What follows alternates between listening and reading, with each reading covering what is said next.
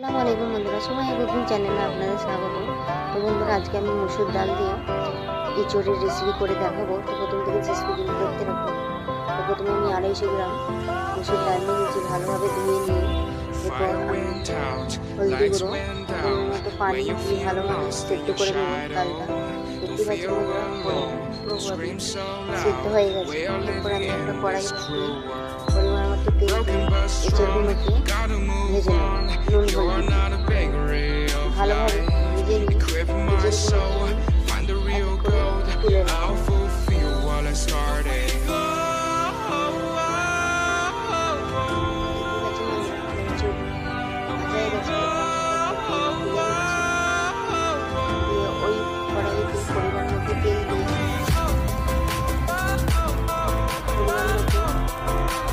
জিরে গুঁড়ো আর দুটো শুকনো লঙ্কা দিয়ে ভালো করে একটু নেড়ে চেড়ে দুটো আমি মিডিয়াম সাইজের পেঁয়াজ কুচি দিয়ে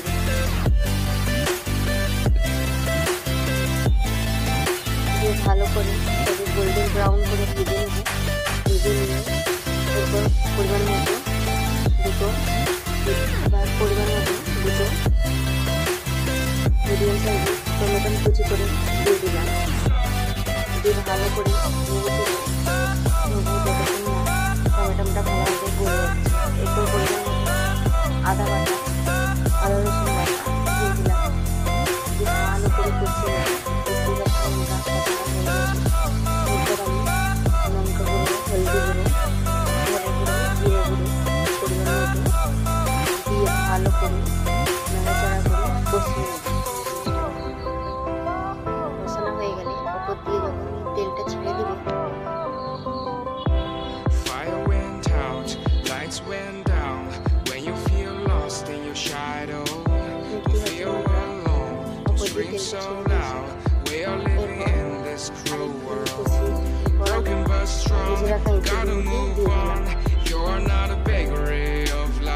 ভালো করে নাড়াচাড়া করে সেদ্ধ করা ডালটা দিয়ে দিলাম।